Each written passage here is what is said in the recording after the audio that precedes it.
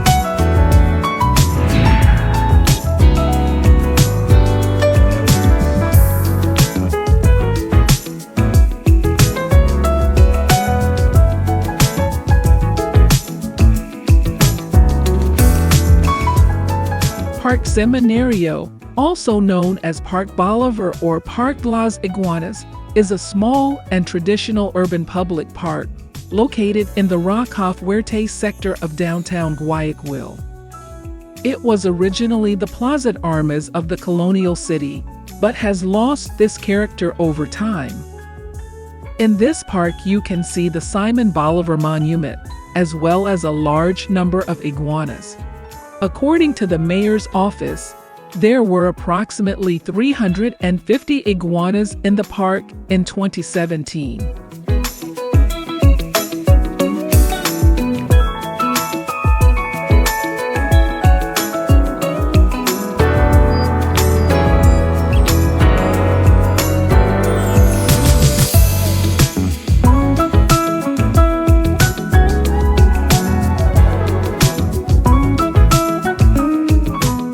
Next to the park is the Catedral Metropolitana at Guayaquil. The cathedral was originally built of wood. In 1692, the church was destroyed by fire. It was rebuilt during the Republic, retaining the simple colonial style it had until it was decided in the 20th century to dismantle the original cathedral and rebuild it with durable materials.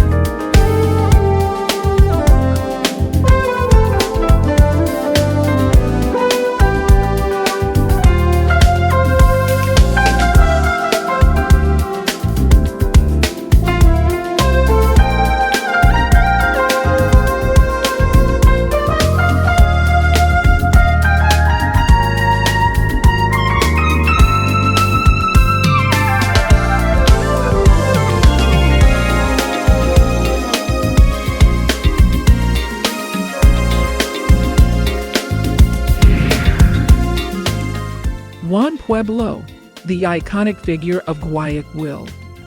The main character of the story, created by cartoonist Virgilio Jaime Salinas, is 103 years old and is a symbol of the feeling of Guayaquil. Juan Pueblo, as sung in the song, represents the popular consciousness and therefore projects himself as a humble and hardworking person in all his integrity.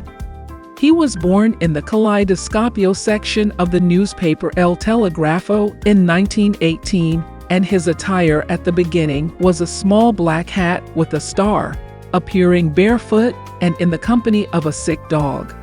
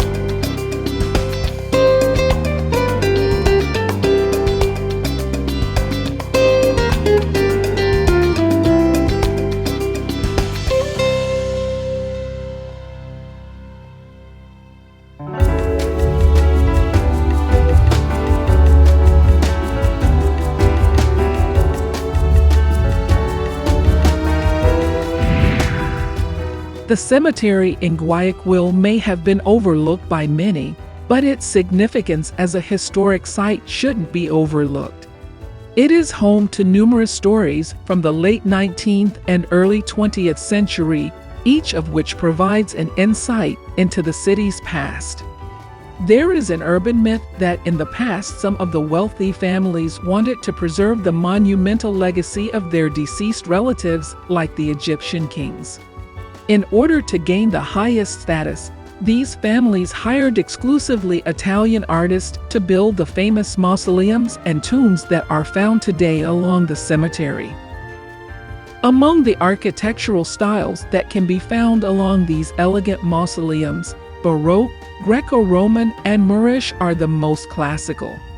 They cover an area of 15 hectares in this white city, another name used by the locals in connection with the cemetery.